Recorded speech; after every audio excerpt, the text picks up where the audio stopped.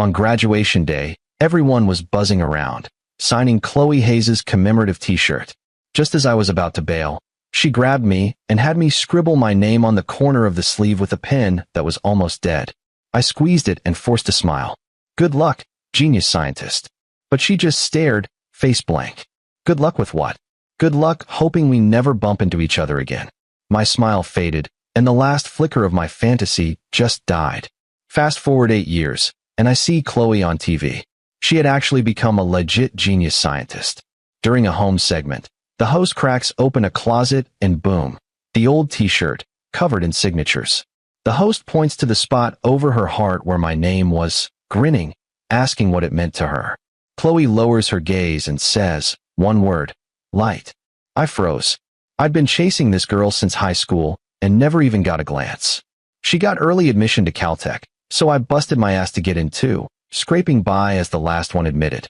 After graduation, she worked at the institute, and I gave up my own career chances to be her assistant, running her life, shielding her from social crap she hated. When she got kidnapped, I went after her solo, painting a target on myself for the bad guys. After we were safe, she finally sighed. We should see our parents and set a wedding date. Guilt was in her eyes, clear as day. But I shamelessly accepted, just to stick by her forever. I couldn't lie to myself anymore when I first heard her say Noah Vance's name. She was looking at his screwed-up data, and a faint smile played on her lips. Noah mixed up the sample order again, she said. No blame, just this fond exasperation. I even saw Noah lean in and kiss her cheek in the lab. Same Chloe who'd freeze if my fingertips so much as brushed hers. And now, blushing, but letting it happen. That's when it hit me. When Chloe really liked someone, she lost her rigid rules like any flustered teen. But I didn't want to be just her husband. I wanted her love.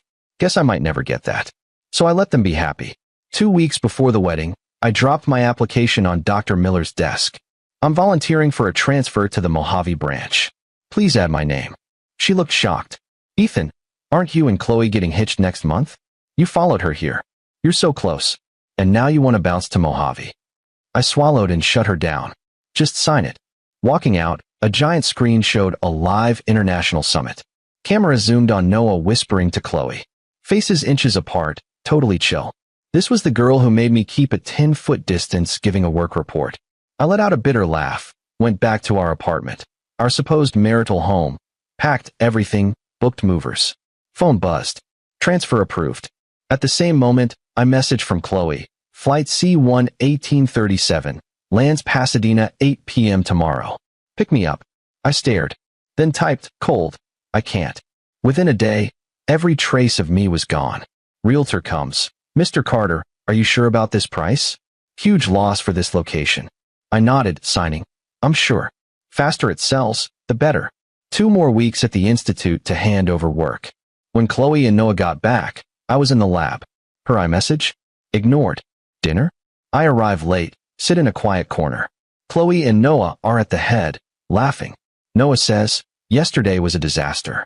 Flight late, rain, luggage soaked. Ethan, I thought you always handled airport pickups. All eyes on me. I put down my fork, calm. Arranging transportation isn't in my duties. Noah's smile falters. Chloe glances my way, used to it. Used to me managing everything. Invisible, but essential. Dinner ends. Chloe stops me. What's wrong? I play dumb. Nothing. I say. She hesitates. Noah helped a lot at the summit. You're my assistant. These little things. That's your job. I knew what she thought. I was throwing a petty fit. I took a breath, said it. Chloe, I'm calling off the engagement. She froze. Noah runs down. Chloe, problem with sample 3. She turns. What? He grabs her wrist. Thresholds are off. You gotta see this now. She looks at me, calm. Urgent. Talk later. Gone. My face, blank. Not surprised. Wedding talk for her. Never really mattered. My duty? Done. Apartment sold. Old rental gone. Realized, nowhere to go. Half hour later, I'm at my parents' door. Mom beams. Ethan. Where's Chloe? I push past, flat. She's not here. Dad and Leo couch potato mode. Dad snaps. Kicking table. Chloe Hayes? Do you know who she is? People would kill for her. Leo smirks. Bro, she's Dr. Hayes, surrounded by geniuses. That Noah guy? Power couple. Lucky she even glanced at you. Now, you owe us for the down payment. You're ruining my life. My family, a black hole for every dollar I earned. Tuition, retirement funds, house down payment. I'd paid it all, clinging to crumbs of hope. When Chloe agreed to marry me. Overnight, calls got warmer, concern faked. Illusion shattered. They never cared about me. Only Chloe Hayes. Grabbed suitcase, walked out. Got a dorm key, corner top floor room. 2 weeks max carrying a heavy box. Nearly bump into Chloe and Noah. Noah grins. Whoa, Ethan. Heavy stuff? Let me help. Instinctively tighten grip. Got it, thanks. Noah reaches again. Chloe steps forward, takes it herself. Noah laughs. Hands are national treasure, meant for delicate experiments. Chloe glances at him, faint smile. Hardly as precious as you. Quiet words stab my heart. I remember starting as her assistant, dropping files, papers everywhere. Chloe? Walk past. No, let me help. No teasing. Noah chuckles, faint blush. Chloe, making fun again? She just asks, what floor? I answer dry, 4th. They continue up, chatting, laughing. Me? Silent shadow behind them. 10 years chasing, but never in her world. Room 42. Dorm sparse, clean. Chloe sets box, looks around, lands on me. Why dorms? Sold the apartment, I say calm. Silence. Then, if you don't like it here, find another place. No need to put yourself out. She doesn't care. Apartment? Engagement? Nothing. Noah, standing behind Chloe, watched the whole scene with a slight smirk on his lips. Well, Ethan, get settled in. Chloe and I gotta hit the data center. Chloe gave me a curt nod goodbye and bounced with him. I stared at the empty doorway, then down at the red marks the box left on my hands. Put myself out. My real struggle? Years of devotion treated like I didn't exist. My passion repaid with a bank transfer. Nearly dying for her, just to get a guilt-born proposal. Knowing I could never compete with someone who could actually make her smile, someone she thought was precious. A delayed wave of bitterness hit me, stuck in my throat. The next few days were quiet. I just wrapped up a data simulation and was packing my stuff when the lab door slammed open. Mark, my colleague, pale as a ghost, came running. Ethan, hurry. Your mom and brother are at the main gate, raising hell. Security can't handle them. My heart sank. I'd cut off the cash I'd been sending them since leaving home, but didn't think they'd track me down this fast. From a distance, I could already hear my brother Leo's arrogant shouting mixed with Mom's theatrical sobs. A crowd had formed at the entrance. Mom was sitting on the ground, slapping her thighs and wailing. It's a travesty. Our son actually makes something of himself and forgets his own parents. Leo was jabbing a finger into a guard's face. Get out of my way. I got the right to talk to my brother. I pushed through the crowd. Mom, Leo, what the hell are you doing? Leo shoved the guard aside and got in my face. Ethan, you've got a lot of nerve. I'm $30,000 short for the down payment on my house, and you're going to hand it over today. My voice turned cold. The money I send home every month? Way more than enough for your expenses. I don't got your down payment, Leo. Leo shoved me hard. You were throwing cash around when you were with Chloe Hayes. Now she's dumped you, and you can't play the big shot anymore. Is that it? You're pathetic. I stumbled back and hit the marble floor hard. Elbow and knee cracked. A trickle of blood oozed from the scrapes. I looked up at the family I'd sacrificed more than a decade for. My voice stone cold. I told you I don't have it. Leo completely lost it. I'll teach you to be stubborn. He grabbed a small metal sculpture from a planter and hurled it at my head. The crowd screamed. In that split second, someone moved in front of me. Sickening thud. The metal sculpture slammed into her back. It was Chloe. She appeared out of nowhere, shielding me, taking the full hit. Chloe's voice cut through the chaos, clear and sharp. Call the cops. This is assault on a federal employee and a threat to public safety. Secure the surveillance footage. Soon, sirens wailed closer, and I watched Mom and Leo being led to a police car. I staggered to my feet. Chloe steadied me, eyes on my bleeding elbow. You should hit the clinic, she said. Her gaze dropped, avoiding mine, reminding me of high school Chloe. Even then, she was a straight-up genius, winning awards, every guy's dream. Me? Mediocre, invisible kid, indifferent parents. Our paths never should have crossed, but they did. After Leo framed me and Dad beat me so bad I could barely walk, I hid in a corner during gym class, limping, wanting no one to see me. Then footsteps returned. Chloe. She gently placed antiseptic and gauze beside me. Everyone's gone, she said, voice even, eyes politely averted from my bruised ankle. It was pouring outside. I could see your hair and shoulders soaked with rain. Heart pounding, storm outside drowned out. Outcast at home, invisible at school. Yet here was this girl, someone I had no right to admire, keeping my last shred of dignity intact. Chloe offered a single ray of light. I flew toward it like a moth to flame. I studied like a maniac, barely got into the same university. She stayed the star, youngest principal investigator at the institute. I applied there too, sacrificed my own path just to be near her. Her voice pulled me back. Ethan, deal with your family fast. Don't let it mess with your work. Her words? Ice cold, dousing the tiny flame she'd kindled. She hadn't protected me, just her work environment. I looked down. Okay. I mumbled after the nurse cleaned my cuts. Chloe glanced at her watch. Small dinner for the research group tonight. You should come. Warm vibes, convo about the latest breakthroughs. Noah sat beside Chloe, animated, describing travels. Professor Vance beamed at his son and star protege. Chloe, it sounds like you and Noah make a great team. So composed, he's quick on his feet. You complement each other perfectly. You know, you're not getting younger, always buried in research. You should think about settling down. My Noah's a bit immature, but good-hearted. The implication stung. A few knowing about my engagement went quiet, eyes darting at me. Noah, blushing, muttered, Dad, hopeful gaze on Chloe. Chloe, calm as always. Thanks, Professor Vance, but my focus is on work. Nothing else. Noah froze, color drained. He shot up, stormed out. Professor Vance called after him. Chloe frowned slightly and got up. Excuse me, Professor. I'll see what's wrong. Awkward silence. Mark whispered. Ethan, why didn't she just tell him you're engaged? Want me to say something to Professor Vance? I shook my head. Don't bother. If she won't acknowledge us, someone else doing it would be a farce. I slipped to the patio. Under a flowering dogwood, Noah had his arms around Chloe. Desperate voice? Why not, Chloe? I love you. I know I'm not as steady as Ethan, but I can learn. I'll work hard. Be whatever you need me to be. Chloe wasn't hugging him back, but letting it happen said enough. I remembered all the times I tried, met with subtle recoil. Then our eyes met. Face blank, like watching a silent movie. Noah, lost in despair, I know you better than he does. I know what makes you happy. I didn't linger. I turned, walked back to the dining room, excusing myself, then back to the dorm.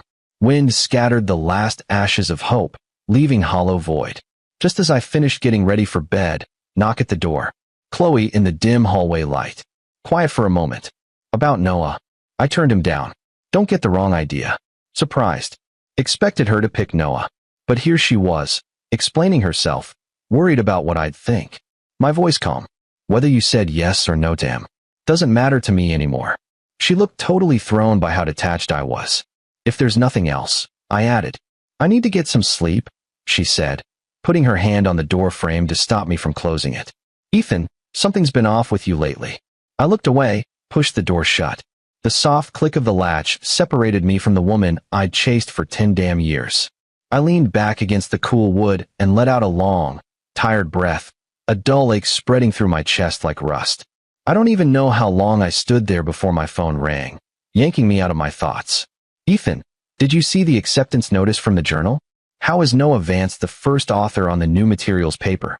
Weren't you and Chloe the project leads? You spent months collecting that data. Look, his is the only name on it, not even Chloe's. What the hell is going on? I logged into the Institute's portal immediately. The top announcement hit me like a punch. Congratulations to Noah Vance on the acceptance of his first author publication in Frontiers in Materials Science. Top-tier journal. The paper was based on my original concept, the one Chloe and I spent months refining, the one whose key data I had personally spent 3 months in the lab generating. By any measure, the first author should have been Chloe or me. But nope, just one name, Noah Vance. I called Chloe. What's going on with the authorship on this paper? Her voice? Calm. Ice cold. I rejected him, and he's taking it hard. Could mess with his tenure review. I almost laughed, pure rage. So you just handed him my work as a consolation prize? Did you even ask me? Did it cross your mind to get my permission? Her reply? Infuriatingly calm, evasive. The data was already there.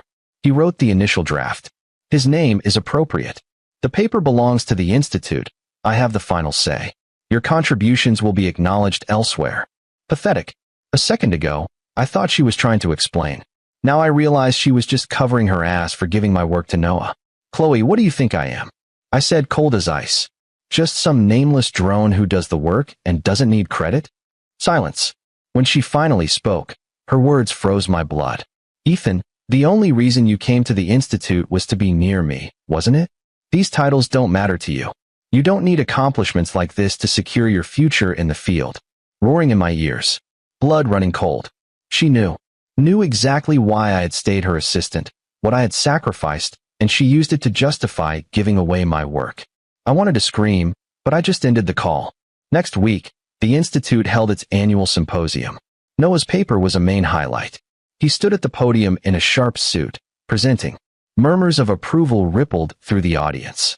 Until QA. A question from an anonymous online viewer popped up in the chat. I would like to question the academic integrity of Mr. Vance. The core data in this paper bears a striking resemblance to previously logged experimental records from Mr. Ethan Carter. Can Mr. Vance explain the origin of this data? Is this not plagiarism and data falsification? The auditorium erupted. Noah froze, eyes darting to Chloe. Under the weight of 100 stares, Chloe walked onto the stage and snatched the mic from Noah's rigid hand. She faced the restless crowd. I am Chloe Hayes. Regarding the anonymous question, let me clarify. All work on this paper was conducted under my direct supervision. Noah Vance was the primary researcher.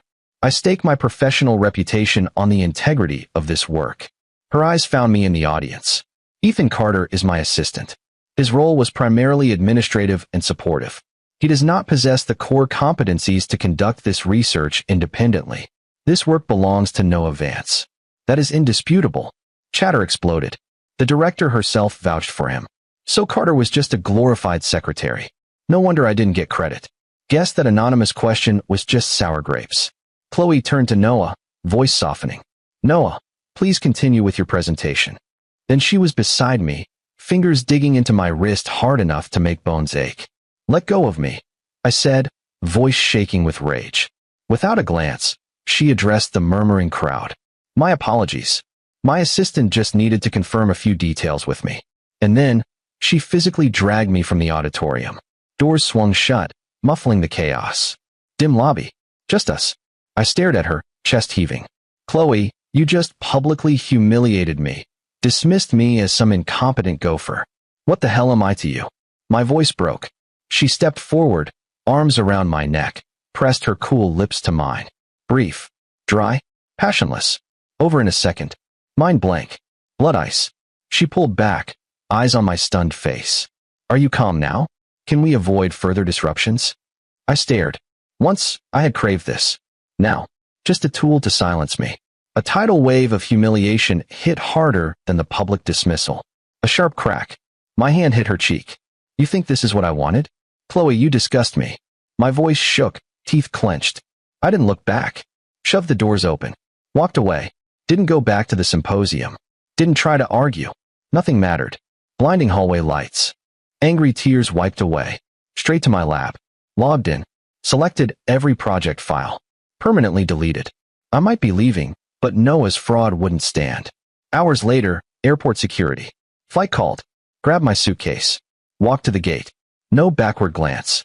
Plane climbed through thick clouds. Blocked Chloe. Social media, numbers, gone. 10 years of my life, finally cut. Chloe froze, watching me go. I'd hit her. Me, careful around her, holding my breath, slapped her with everything. She saw it all in my eyes, not anger. Despair. Eyes red-rimmed, refusing to cry. Why? She only wanted me to calm down. The kiss? Quickest way to stop my outburst. She thought it's what I wanted, closeness. Touch. She gave it. Only made me angrier. Noah's voice from the auditorium doorway. Dr. Hayes, is everything all right? Chloe snapped out of it, pushing the strange feeling down. It's fine, she cut him off. Finish your presentation. She walked back in, forcing focus on Noah's report. But the image of my red, hate-filled eyes kept flashing in her mind. After the symposium ended, Noah started walking toward her, but she waved him off. She needed space, seriously. She went back to her office, slammed the door, and tried to dive into the mountain of paperwork. But she couldn't focus. The dense lines on her screen just blurred into my pale, accusing face. My words kept echoing in her head. She grabbed her phone, dialed my number, and a recorded voice answered. "The number you have dialed is not in service." "Not in service?" She frowned and tried again. Same result. A weird, creeping unease twisted around her chest like a vine. She hardly ever called me. Hell, I was the one always updating her on every single thing. Now she had to strain just to remember my room number. She decided she had to find me. Some things needed saying in person: the paper, the kiss, the engagement. She walked to the old dorm building and knocked on room 42. Silence. She knocked again, harder, but nothing. The door across the hall opened, and a young researcher she didn't recognize peeked out. He looked nervous but somewhat familiar. "Dr. Hayes, are you looking for Ethan? I don't think he's staying here anymore." Chloe's heart sank. "Do you know where he went?" The researcher shook his head. "No clue." Back in her office, she tried everything to reach me. The internal system showed I'd taken a leave of absence, reason blank. She even had her assistant call the realtor, confirmed. The apartment had been sold, and the new owners had moved in. I had vanished, right after she publicly trashed me, and then kissed me. Panic hit her like a punch she didn't see coming, fraying her normally unshakable composure. She remembered my eyes. It wasn't a tantrum. It was goodbye, final. The realization slammed her physically. 2 days passed. No word from me. Noah tried talking a few times, but she brushed him off. She grew quieter than ever, so heavy her own assistant tiptoed around her. She buried herself in work, hoping complex data and experiments would numb the pain. But her mind wandered. Anxiety gnawed at her, a hollow feeling spreading through her chest. Her eyes landed on the calendar. Tomorrow. The date circled in red. Wedding day? When they'd set the date, she hadn't felt a thing, just another task, another item on the checklist. She even thought it was an inconvenience, a day off, guests to entertain. She figured a wedding was compensation for the guilt over the kidnapping. Marriage was just a contract. Her life wouldn't really change. But staring at that glaring red circle, her heart skipped. Tomorrow, maybe she'd see me. I'd be there in a suit, waiting. She could picture it. My nervous, hopeful expression, eyes locked on her. The image sent a strange flutter through her chest, a flicker she hadn't realized was there. Anticipation. The wedding she'd viewed as a chore became the one place she knew she could find me.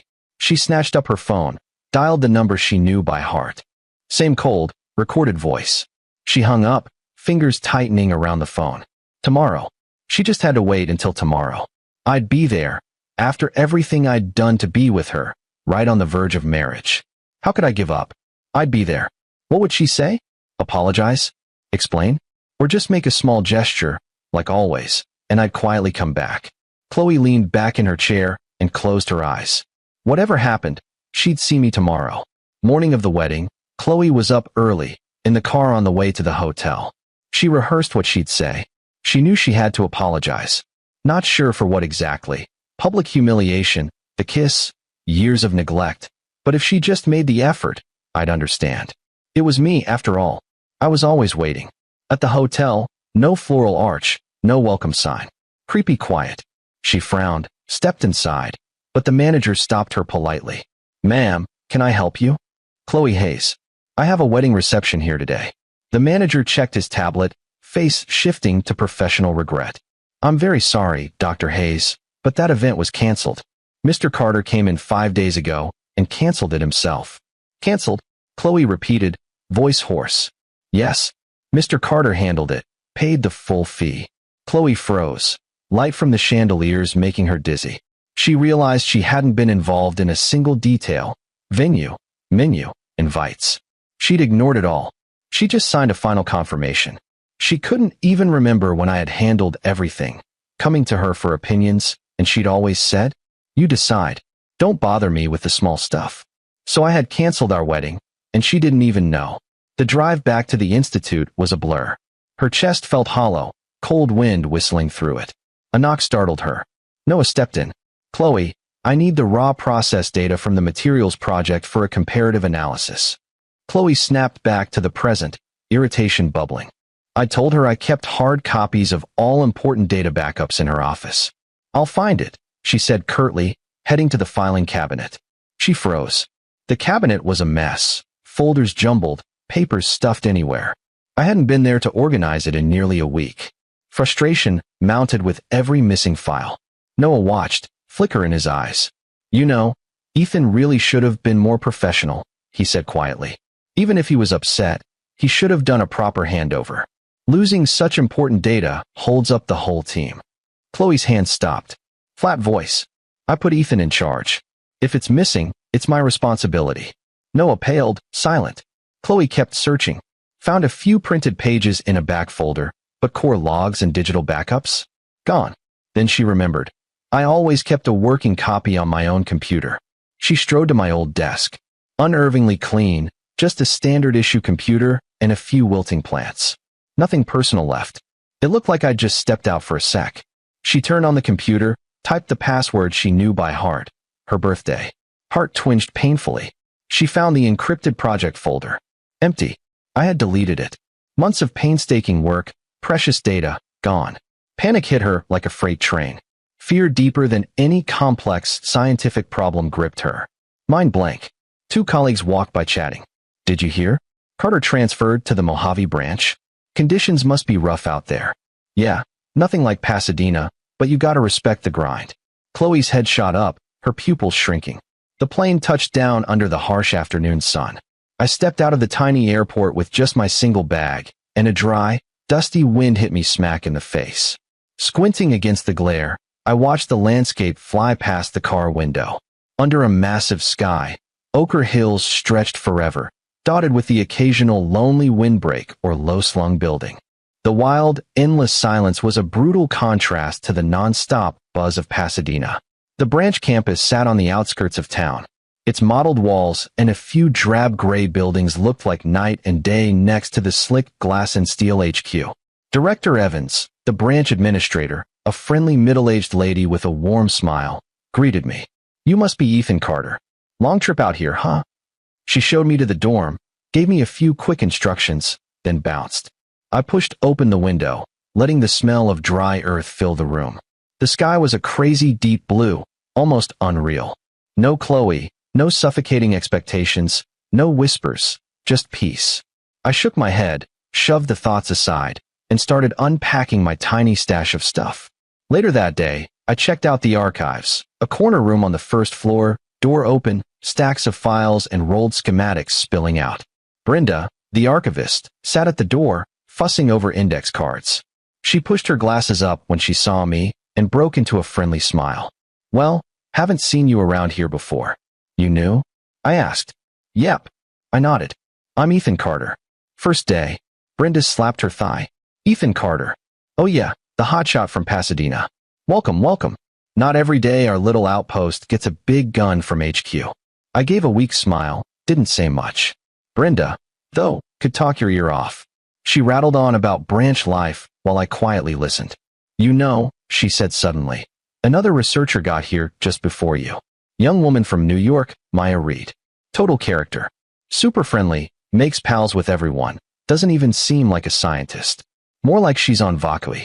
Right then, light footsteps and cheerful humming came down the hall. Brenda, I'm back to bother you again. Finish those hydrogeology maps. A tall woman in a hiking jacket blew in like a gust of wind. Her hair was tousled, her smile bright as the sun. She dumped a roll of maps on Brenda's desk, looked up, and locked eyes with me. Pause. Then a bigger smile. Brenda, who's this? Didn't tell me we got a new colleague. Brenda chuckled. This is Ethan Carter, just transferred from HQ. She turned to me. Ethan, this is Maya Reed from New York. Maya stepped forward, hand outstretched. Ethan Carter. Awesome to meet you. Heard HQ was sending an expert to beef up our data analysis, but didn't expect someone so young. Welcome to the Mojave. Her handshake was warm and firm, totally vibrant. I gently pulled my hand back. Just call me Ethan, I said. She grinned, cool with it. All right, Ethan. Nice name. And then, gone. She zipped off, bouncing from desert climate to best diners to some funny observation site story. Nonstop energy. She was the total opposite of Chloe. Chloe was like a glacier, cold, controlled, untouchable. Maya? Midday desert sun. Intense, direct, no filter. Finally, I managed. You're from New York? She flashed a carefree smile. Home's where you hang your hat. Heard the projects out here are sick, landscape's insane, so I put in for a temp transfer. Life's too short not to see everything, right? She waved the maps. Anyway, I'll let you settle. Need a tour guide? Just holler at me through Brenda. She vanished, leaving the room buzzing. Brenda shook her head. Whirlwind, that one. I ignored her, went straight to the shelves to hunt down what I needed. Saturday morning, the shuttle rattled across the desert.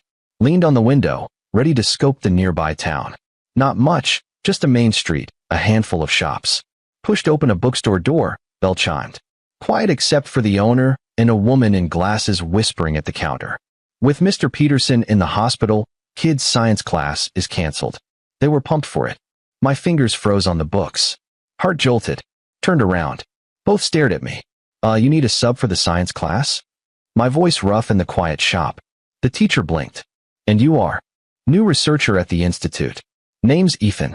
If the kids don't mind, I could try. Her face lit up like I'd thrown her a lifeline. She grabbed my hand, practically bouncing. Oh, Mr. Carter, that'd be amazing. School's just down the street. Let me show you. The school was rougher than I pictured. Peeling walls, dirt playground. Kids chasing each other, tanned and bright-eyed. Old iron triangle bell rang. I stood in front of the class, chalk in hand. Today, I said, we're talking physics. Tried keeping it simple, demos to keep them hooked. Their excitement hit me in a way I hadn't felt in ages. Bell rang, kids swarmed me. Mr. Carter. Mr. Carter. Questions flying. I answered them all, grinning without even realizing it. Sun blazing outside, I looked up. Maya, leaning on monkey bars, arms crossed, smiling. Not bad, Mr. Carter, she called. Surprised. What are you doing here? She hopped down. Every week. Teach gym and art. Kids still tearing around. She fell in step with me to the gate. Shuttle came rattling. Sat together. She pointed at the landscape. See that red patch? Tried mining once, blew up. When spring grass hits, sometimes wild burrows show up. Nonstop chatter, but genuine. When the bus dropped us at the institute, she casually said, next week, want to go together? I nodded. That night, starry sky, I thought about the kids' eyes and Maya's words. They really liked you. Hit a part of me that had been dead for a long time. Field trip to the Badlands. My team and Maya's geology crew shared a bus. She joked, lightened moods, even made older researchers laugh. But at the site, all business. First to shoulder cases, scramble up slopes, set anchors, help everyone. Water checks, finding easy spots for older researchers. Serious pro. I watched her kneeling, scraping sediment, sweat tracing her temple. Stark contrast to carefree persona. I kept quiet, focused on my own data. Drive back. Sky dark. Wall of yellow dust on horizon. Damn it. Dust storm, driver yelled. Wind roared. Visibility zero. World yellow chaos. Maya cut through. Can't stay. I know a sheltered spot. Follow me, stick close. She yanked the door open first. Blast of sand choking us. She guided, half-carrying slow researcher. I wrapped a bandana, followed. In the storm, warm hand grabbed mine. Maya, no words, just held me tight, shielded me from worst wind. After what felt like forever, probably 5 minutes, we hit a rock outcropping. Wind eased. Everyone down. Huddle. Be small like a magician pulling rabbits. She handed bandanas and goggles, tied mine tight, positioned herself on edge, watchful. Storm raged an hour, finally faded. Hazy gray sky, all messy but safe. Late back at institute. Checked samples, walked to dorms in silence. Maya stopped. Dust-streaked face serious. Ethan, you were calm out there. You were the one who knew what to do. She fiddled with her watch, minimalist, but special. I didn't ask. Well, thanks. Bright grin back. Don't mention it. Sleep well. See you tomorrow. Monday, bombshell email. Noah Vance fired for misconduct. Chloe Hayes reprimanded for failing to supervise. Quiet branch buzzing. At breakfast, whispers, plagiarism. Can you even believe this? Printed right there in Frontier's paper. The absolute audacity of that dude. And Dr. Hayes got slapped with a reprimand too. That's gonna look real ugly on her record. So whose work did he jack? The email didn't say. Who do you think? The guy who used to be on her team. The The one who just transferred here. Yeah, him, right over there. The voice dropped to a hush, and I could feel their eyes burning into me while I sat by the window eating alone. I acted like I didn't hear a damn thing, calmly finishing my coffee. I spent the whole day out in the field. The desert wind was savage, and the sun was straight up merciless. I worked alongside my team, laying out survey lines and gathering samples, sharp and locked in. Sweat ran down my face, but I just wiped it off and kept moving. My focus stayed glued to the compass and my field notes. During a water break, one of the younger guys finally said it. "Ethan, that was your work he stole. At least they ken the guy? Guess that's some kind of justice." I took a long pull from my canteen, my voice steady and flat. They followed protocol. That's what matters. Let's get back to it. We need to hit the next point before we lose daylight. I stood up and headed toward the next survey marker, my pace solid and intentional, like I wasn't the guy whose work got stolen, whose name was now fuel for rumors. My teammates shot each other surprised looks. By the time the sun dipped low, our truck rattled back toward the main building. I hopped out, stretched my stiff neck, and then I saw her. Chloe. She was standing under the lone, leafless cottonwood tree by the main gate. I was about to say my goodbyes and head to my room when my gaze slid past the gate. My feet stopped cold. Someone was standing under that bare cottonwood tree. It was Chloe. She was just standing there. I had no clue how long she'd been there. Eyes locked on me. She looked like someone dying of thirst in the desert who'd just spotted an oasis. The sounds around me, my coworkers saying goodbye, the truck idling, faded into nothing. It felt like an invisible hand squeezed my heart, then let go, leaving it beating in an empty chest. I never thought I'd see her here like this. It had been almost a month since I sent that 2-word text. The air felt thick, dead quiet. One of the older guys, Dave, finally broke it. "Dr. Hayes, what brings you all the way out here?" Chloe didn't even seem to hear him. Her eyes stayed glued to mine. I didn't step forward, but I didn't look away either. We stood there, a few yards of dusty ground between us, the evening wind swirling around. My face gave away nothing. No anger, no shock. I looked at her like she was a total stranger. I could tell my calm was wrecking her worse than any shouting match ever could. She would have rather had me yell, even hit her again. Anything but this cool, empty indifference that screamed she didn't matter anymore. I was the one who spoke first. "Dr. Hayes, if this is official business, please schedule an appointment through the branch office." I paused, locking eyes with her as her pupils tightened. "And if this is personal, I don't think there's anything left for us to talk about." Without sparing her ashen face another glance, I walked right past her toward my dorm. Chloe stayed frozen, watching me leave. The "I'm sorry" she'd practiced 1,000 times died on her lips, turning to dust in her mouth. I didn't slow down. My door clicked shut behind me, sealing the outside world away. I thought seeing Chloe again would stir something inside me. But after that first shock, there was nothing left, just bone-deep exhaustion and a calm so heavy it felt numb. The next morning, I woke up early and hit the cafeteria at a time I knew Chloe wouldn't be there. But later, when I left the archives, I saw her waiting at the end of the hall. She looked wrecked, like she hadn't slept at all. She straightened the second she saw me. Her lips moved, her voice dry and rough. "Ethan." I stopped, keeping my space. She stepped closer. "I know I messed up. I ignored your feelings." The words sounded awkward, almost alien coming out of her mouth. "About Noah. About the paper. About what I said at the symposium. I'm so sorry." She paused, and it clearly took effort for her to meet my eyes. "It wasn't until you were gone that I realized I can't live without you. This past month I've been." I cut her off. "Dr. Hayes." My face stayed blank. I didn't even have the energy for sarcasm. "I accept your apology, but it's unnecessary." Chloe froze. She clearly didn't see that coming. No anger, no tears, nothing cracked my composure. I kept going. "The issue was never Noah or the paper. The issue is that to you, Ethan Carter, was never important. You took me for granted. You assumed I'd always be there handling everything for you. The same way people take air for granted. You only notice it when it's gone and you can't breathe. But you never stop to think that even air deserves acknowledgement, not just use." I tilted my head, my gaze sharp with a new, almost brutal clarity. "You're not hurting because you suddenly realized you love me.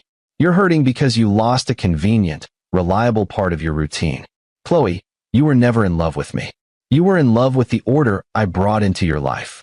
My words hit her like ice water. The color drained from her face. She opened her mouth to argue, to deny it, but nothing came out. She knew any defense would sound weak and hollow against the truth I'd just dropped. So please, I finished. Don't come looking for me again for personal reasons. It messes with my work. Without another glance at her shattered expression, I turned and walked away. Chloe stayed rooted to the spot, staring at my determined back, and for the first time it really hit her. She'd lost me completely, no undo button. Panic and emptiness started eating her alive. I went straight to the cafeteria, grabbed a plate, and sat at a corner table. A bright voice cut through the quiet. You look like hell. Bad night. Or did the coyotes keep you up? I looked up to see Maya dropping her tray across from me. I managed a weak smile. I'm fine. Maya laughed. Yeah, sure you are. That forehead crease is going to be permanent. Listen, I'm heading out to North Ridge this afternoon. Heard there's a wild rock formation out there. Stuff you won't find in a textbook. You want to come? Might do you some good to escape the lab for a bit. She didn't pry, didn't ask what was wrong, just offered a way out. We can call it preliminary field work, so it's not a total waste of time, she added, always finding an excuse you couldn't say no to. Her laid-back vibe was a relief. I nodded. That afternoon, Maya drove us out into the desert. An old folk station played on the radio, and she tapped her fingers along with the beat. Look over there, she said, pointing. Doesn't that ridge look like a whale's spine? Wind and water are the real artists out here. I followed her finger. The ridges and gullies carved by thousands of years of wind and rain glowed deep red under the afternoon sun. She parked the truck, grabbed her gear, and led me up a small hill. She pointed at a slice of exposed rock. See those layers? Every one tells a story about ancient climate, secrets time's been hoarding. She picked up a small fossil and handed it to me. When you're staring down geological time, your own problems feel kinda tiny. Whenever I'm having a rough day, I come out here and look at the rocks. It helps. I held the cool, smooth stone, tracing its ancient patterns with my thumb. I didn't say anything, but I felt the tightness in my shoulders start to fade. On the drive back, Maya didn't push more comfort. She just talked. Local trivia, Wild Burrows, the best barbecue joint in town. The easy chatter was a welcome distraction. Then the radio crackled. We have a malfunction at Deep Observation Well 3. Emergency repair team needed immediately. Maya grabbed the radio. Copy that. We're en route. She looked at me, all business now. It's a critical monitoring station. If we lose that data stream, the whole project's screwed. I didn't hesitate. I'll go with you. I know the data protocols. When we got to the observation well, Chloe was already there. Her face was pale and her breathing was shallow.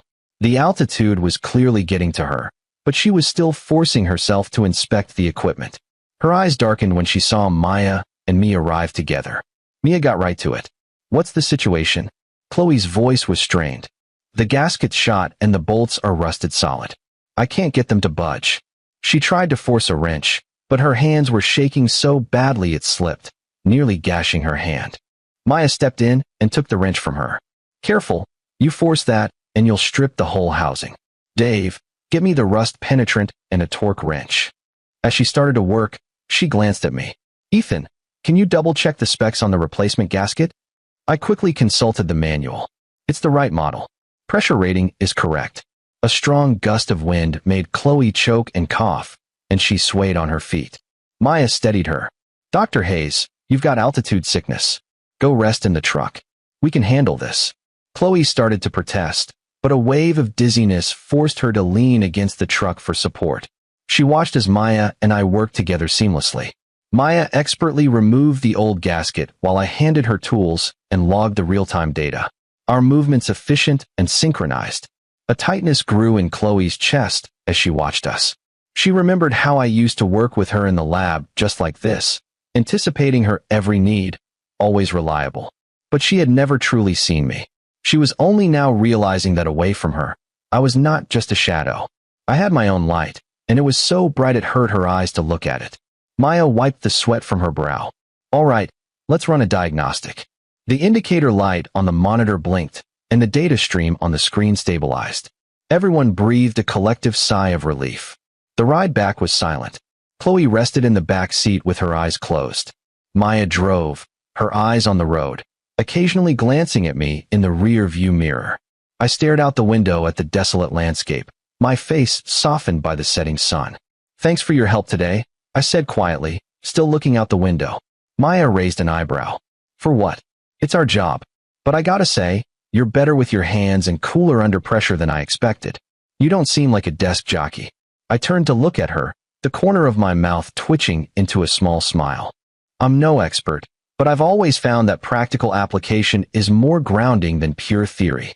Maya laughed. "Now that's something I can agree with. I like that about you. You're down to earth." When we got back to the dorms, Maya helped me unload the gear. "Let's touch base before the data analysis meeting tomorrow. Go over the details." I nodded. "Sounds good." She waited until I was inside the building before she turned to leave. In the back seat, Chloe slowly opened her eyes. She watched the empty doorway and Maya's retreating figure, her hands clenching into fists. She had wanted to prove she didn't need me, but all she had done was stage a clumsy performance that highlighted how capable and reliable someone else was. A feeling of failure and panic, more intense than any she had ever known, washed over her. That weekend, there was a small get-together in the cafeteria. A few of the senior researchers broke out some homemade liquor, and the mood was festive. Maya was in her element, laughing and talking with everyone, but I noticed her eyes kept flicking over to the quiet corner where I was sitting. I ate quietly, making small talk with the people at my table, keeping to myself, but not seeming unfriendly. Someone offered me a glass. "Ethan, don't be a stranger. You have to try some of Professor Miller's famous homebrew." I was about to decline, but Maya smoothly intervened. "Go easy on him, Mark. We've got to be out in the field at dawn tomorrow, and I need my data guy to have a clear head. I'll take it for him." She downed the glass in one go to a chorus of cheers, then shot me a quick wink. I looked down at my plate, but I couldn't stop a small smile from forming. Chloe watched from another table, her knuckles white where she gripped her glass. That woman was so vibrant, like a bonfire, and next to her, Chloe felt cold and awkward. She drained her own glass, the harsh liquor burning her throat, but doing nothing to quell the sour feeling in her chest. After the party broke up, I stepped outside for some air. The desert night sky was breathtakingly clear. The Milky Way so bright it felt like you could reach out and touch it. Enjoying the view, Mia's voice came from behind me. She handed me a warm can of soda. "Here, the wind's picking up. Don't want you to get cold." I took it, the warmth of pleasant surprise. We stood there for a moment in comfortable silence. It was Maya who spoke first. "You know, I think you're pretty incredible to come here from Pasadena where the conditions are so much better and not complain once. You just put your head down and work." She hesitated for a second. "I heard you used to be on Dr. Hayes' team." I tensed slightly but didn't deny it. Maya looked up at the stars, speaking as if to herself. "My family's in New York, the Reed Corporation. It doesn't really have anything to do with me. I have older siblings who are much more capable, which leaves me free to do what I want. And what I've always wanted is to be out here studying rocks. My family gave up trying to control me a long time ago." She turned to look at me, her eyes full of a surprising sincerity. "So I get it. That feeling of needing to escape something, whether it's a suffocating relationship or a life that someone else has planned out for you." I tightened my grip on the soda can, its coolness seeping into my palm. Just then, we heard stumbling footsteps behind us. It was Chloe standing a few feet away, her face pale and her eyes bloodshot. She was clearly drunk. Maya frowned and instinctively moved to stand slightly in front of me. I gently touched Mia's arm, a silent signal to stay put. Chloe lunged forward, trying to grab my arm, but Mia blocked her. Chloe's breathing was ragged, her words slurring together. "What right do you have? Ethan loved me for 10 years. 10 years? You've known him for 5 minutes. What could you possibly know about him?" Maya let out a short, sharp laugh, her voice dripping with sarcasm. 10 years? You remember the number? I'll give you that. And in those 10 years, what exactly did you do for him? Did you steal his research and give it to someone else? Did you take his devotion for granted? Did you publicly humiliate him at the moment he needed your support the most? Chloe stood frozen, her mouth opening and closing, but no sound coming out. Maya's smile widened, but it was cold. "Dr. Hayes, you managed to forget that he nearly died saving your life. But you sure remembered that 10 years number, didn't you?" She glanced at me, then stopped herself, realizing she had just revealed she knew more about my past than she'd let on. I met her eyes, my own expression unreadable, then turned back to Chloe. Are you done, Dr. Hayes? You should go inside. You'll catch a cold out here. Chloe stared into my impassive eyes, and all the fight seemed to go out of her. Come back with me, Ethan, she pleaded, her voice weak. Name your price, let investigator on any project you want. First authorship, anything. Just don't throw your life away on some nobody from nowhere. She can't give you the future you deserve. Looking at her so completely undone, I just felt a sense of pity. The iceberg I had once worried had melted into this pathetic puddle. I spoke each word slowly, clearly, and firmly. Chloe, don't you get it? I don't love you anymore. It was over the day you stood up and told the world I was worthless. All for Noah's sake. I turned to Maya, my voice softening. Let's go. She nodded and we walked away together, leaving Chloe standing frozen in the darkness. After we had walked a little way, Maya rubbed her nose, a little embarrassed. You know, for the record, I'm not a nobody from nowhere. I did introduce myself. For the first time that night, I genuinely smiled, a real warmth spreading through me. I know, the eyes to the Reed Corporation. Maya held up her hands in surrender, a blush creeping up her cheeks. Hey, stop that. I'm just a geologist. It's got nothing to do with my family. Just call me Maya. She paused, her voice dipping a bit, this new awkward vibe slipping in. And, did I say too much back there? I stopped walking, moonlight hitting my eyes clear and sharp. You mean the part where you already knew about the kidnapping? Maya swallowed hard, then locked eyes with me, steady and real. Yeah, I'd heard about you even before I transferred. People said you were the youngest senior engineer at the institute, a total rising star, and then boom, you volunteered for a posting in the middle of nowhere. It didn't add up, so I did some digging. And then during that dust storm, I saw you. You were struggling like everyone else, but your first instinct? Protect the samples.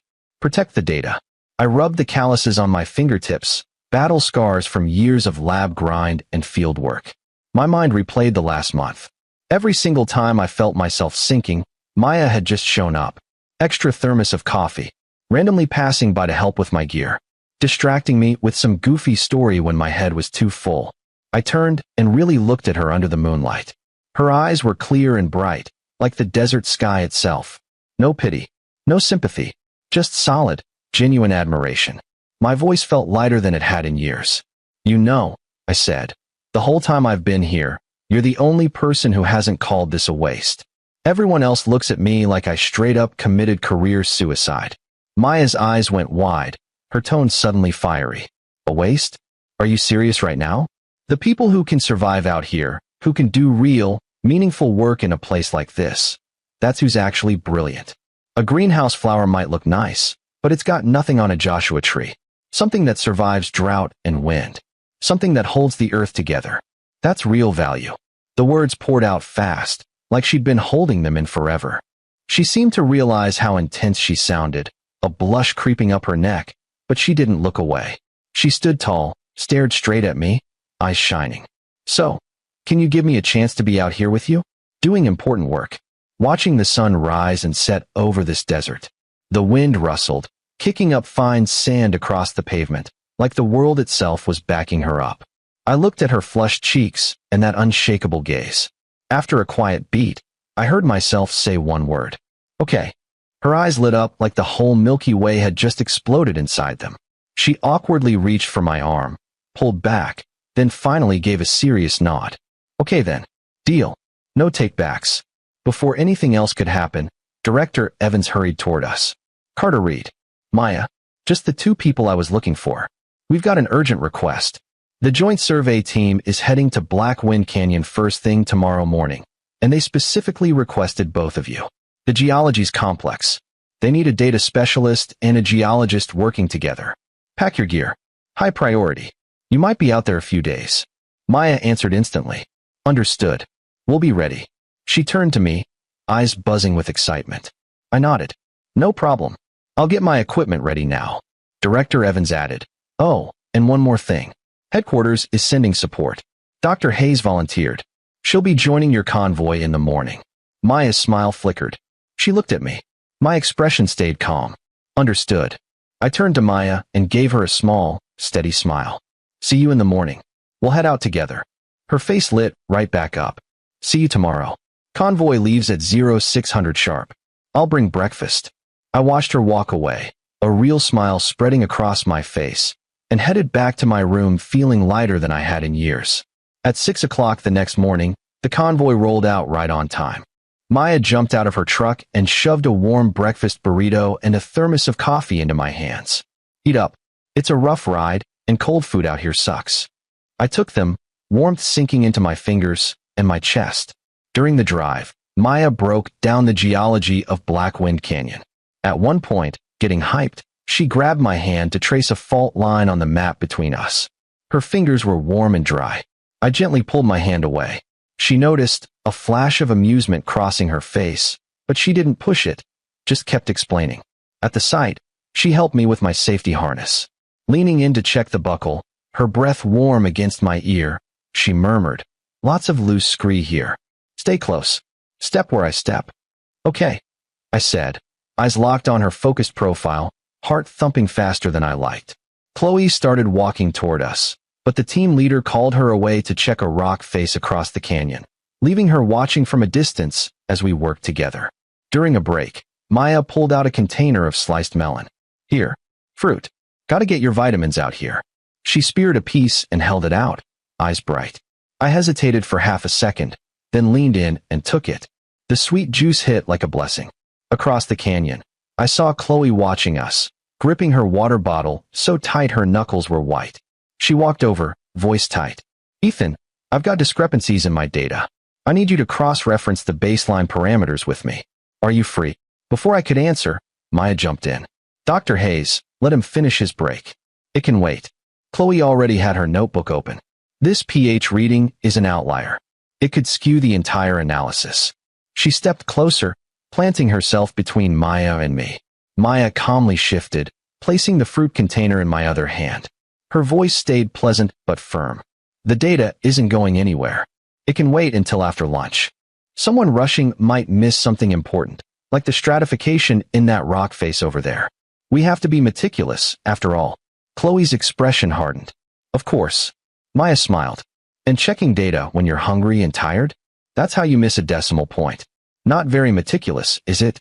I set down my fork, took the notebook from Chloe, and scanned it. The value's correct. It's variance from sampling depth. It's in my notes from yesterday. Maya chuckled softly, sipping her canteen, a spark of victory in her eyes. Chloe's fingers tightened on the notebook. After a long pause, she whispered, "I see." Then a deep rumble echoed from the mountain. The ground shook. Rocks started sliding. "Landslide," the team leader shouted. "Safe zone. Now." Maya reacted instantly, grabbing my wrist and yanking me towards safety. But Chloe ran the opposite way, back toward the equipment. Inside one of those cases was the raw data, the heart of the whole project. "Leave it. It's too dangerous," I yelled, breaking free and running after her. She was already in the rockfall zone. As she grabbed the case, a basketball-sized boulder broke loose and barreled toward her. She hurled the case toward the safe zone, but didn't move fast enough. The rock smashed into her back. She collapsed to her knees. Blood poured from a gash on her forehead, staining the dust red. I tried to reach her, but Maya held me back, grip like steel. "It's still coming down. Ethan, wait." Chloe looked up at me and smiled. Bloody, broken, but full of relief. Another rock hit her leg. She grunted, but her voice stayed clear. "Ethan, I've loved you for a long time. I was just too stupid to realize it until you were gone. You said I didn't love you, that I just couldn't stand the disruption to my life. I'm ready to prove you wrong right now." Her eyes filled with tears, mixing with the blood on her face. "Now do you believe me?" I stood frozen, stunned by her desperate, belated confession. A storm of emotions churned inside me. The rockfall seemed to be slowing. Seizing the moment, Maya sprinted across the unstable ground to Chloe's side. She quickly checked her injuries. Her left leg looked broken, and she's got a bad contusion on her back. "Don't move her. We could make it worse." Chloe's eyes flicked past Mia's shoulder, locking on my pale face with desperate hope. Mia managed to shove the rock off Chloe's leg, but as she lifted her, a smaller, sharp piece of shale shot down the slope, slicing a deep gash in Mia's arm. Blood welled up instantly. Maya grunted in pain but gritted her teeth, adjusted her grip on Chloe, and started hauling her toward the safe zone. Chloe's voice was barely a whisper. Why are you saving me? Mia gently lowered Chloe onto a stretcher, then turned to me with a reassuring smile, even with her own arm bleeding like crazy. Her voice was quiet, but her words hit crystal clear. I'm not going to let you be indebted to her, Ethan, and I'm not going to let you make a choice out of guilt. I looked at the gash on Mia's arm, then at Chloe, pale and barely conscious on the stretcher, and silently got into the passenger seat of the truck. The drive to the nearest hospital was pure silence. Maya drove with laser focus, her eyes flicking to me now and then in the rearview mirror. I just stared out the window at the passing desert, expression unreadable. While the doctors worked on Chloe in the ER, I stood at the far end of the hall, staring at the linoleum floor. Maya leaned against the opposite wall, worried eyes never leaving me. Let me see that arm, I said, taking the antiseptic wipes and bandages a nurse handed me, walking over to her. She flinched as I reached for her arm, then seemed to think better of it and held it out. She hissed softly as the antiseptic hit the raw cut, but stayed perfectly still. I softened my touch. Does it hurt? I asked low. She shook her head, eyes full of anxious focus never leaving mine. As I closed the first aid kit, I heard her ask in a small, hesitant voice, Ethan, are you going to go back to her? Because she saved your data while getting hurt badly. I froze. Her face was flushed, avoiding my eyes, looking like a guilty kid. Her voice barely above a whisper. She almost died for you and said all those things. If you had a change of heart, I'd get it. I looked at her, so anxious yet trying so hard to act all big and noble, and couldn't help but smile. I reached out and tapped her on the nose. If you were so worried about that, why risk getting hurt to save her? Her head snapped up, words spilling out fast. I didn't want you to be grateful to her. I just couldn't stand by and watch someone get hurt. Saving the data? Her choice, not yours to feel obligated. I cut her off gently. Maya, my voice quiet but firm. I'm grateful she saved my data, and I'm grateful that today she made me see things with absolute clarity. But gratitude and love? They ain't the same. 10 years was more than enough to see what's real. Guilt, habit, a desire for control, none of that is love. I zipped the first aid kit shut. The sound crisp, final, like closing a book on the last 10 years of my life. Moved by her words, but too late. Some wounds, once scarred over, can't reopen, they only hurt more. I glanced toward Chloe's room. Through the crack in the door, I saw her lying in bed, face pale as a sheet. A tiny, almost inaudible sob came from the room. I froze. Through the crack, a single tear traced from the corner of Chloe's eye into her hairline. I watched, then handed the kit to Maya. Can you take this back to the nurse's station? I'm going to see her. Maya stared, processing my words. I gave her a gentle nudge. Go on, keep that cut dry. She finally snapped out of it, took the kit, and walked off with a clumsy gait. She glanced back once. I gave her a reassuring smile. Only then did she continue. I watched Maya disappear, let out a long, slow breath. 10 years of obsession, finally laid to rest. I turned to Chloe's room to say a final goodbye, not as her ex, but as a colleague, offering thanks and concern owed. But deep in my bones, I knew from now on, my eyes would follow only one person. The woman who got adorably flustered, blushed at a compliment, yet would throw herself in front of danger for me without a second thought. In the room, Chloe stared out the window, pale in the morning light. She pointed to the chair beside her bed. Sit, she said, tone neutral, like talking to some casual acquaintance. We sat. Silence, just the desert wind outside. Then Chloe spoke first. After the kidnapping, she said low, I kept having nightmares you were dying. I'd wake in a cold sweat, and only seeing you asleep, breathing next door, calmed me down. I said nothing. First time she'd ever spoken of it. Beneath that icy exterior, a storm raged all along. She looked at me, eyes full of profound regret. I was so stupid. I thought keeping you close, offering marriage, repaid a debt. Never once asked what you actually wanted. I handed her the glass of water. It's over. No need to talk. Chloe took it, fingers tracing patterns on the glass. The paper, she whispered. I submitted a revised version with you as first author. All credit, accolades yours. I watched the survey team's convoy kicking up dust outside. Doesn't matter anymore, I said distant. New projects, new goals. Her gaze followed mine. Maya, she whispered. Is she good to you? A small smile touched my lips. The other day, she tried making hot chocolate, used salt instead of sugar. Worst thing I ever tasted, and I drank it all. For the first time, a real low laugh escaped Chloe, despite coughing from pain, a tear escaping her eye. On Chloe's discharge day, a rare sun shower hit the desert. Maya held an umbrella over us, pulling me close. Chloe stood in the hospital doorway. Through rain veil, eyes met Maya's. Chloe nodded slightly, acceptance in her gaze, then walked to the black car. In the rear view, she saw Maya fussing over me, wiping a raindrop from my cheek as I laughed, dodging her hand. The light in my eyes brighter than any rainbow. Chloe closed her eyes. Be well, Ethan, finally free. 3 months later, my Mojave ecosystem preservation proposal became a national priority, fully funded. Maya spent evenings in my lab, sometimes belting off-key love songs with a rock hammer, sending night watchmen yelling, her giggles making me laugh. Next spring, we took our first real vacation. Maya spread a world map on the floor. Iceland, Atacama, Amazon. I blindly pointed to a tiny South Pacific island. On a lagoon edge, she pulled a soda can tab from her pocket, dead serious. Diamond fell in the ocean, she said. This will do until I dive for it. I laughed, slid it on my finger. This works for now. Consider it an IOU. As tide washed our ankles, she magically produced a diamond ring, eyes brighter than the starry sky. Ethan Carter, she said, travel all forgotten corners, be my research partner for life. See every wonder? I kissed her. Salt of the sea, sweet happy tears, pure joy. And we did. Coral reef restoration in Bice, cataloging endangered Amazon flora, tracking Arctic glaciers. Maya's camera full of me frowning at volcano edges, excavating fossils, dirt smudge on cheek. Her words, your smile, brighter than sunrise.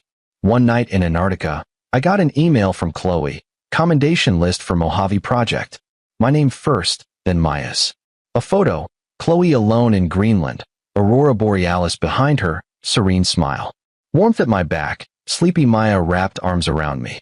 Had a nightmare you threw my rock samples into the Arctic Ocean, she mumbled. You owe me. I smiled, held her. Moonlight filtered through our tent, glinting on Maya's ring. Desert sky memory swirled into Milky Way above. Maya murmured in sleep, pulled me closer. I listened to penguin calls, peace settling deep. I remembered a call with Chloe, Greenland sky, dancing lights. This is good, she said. Some people sail solo, some find safe harbor.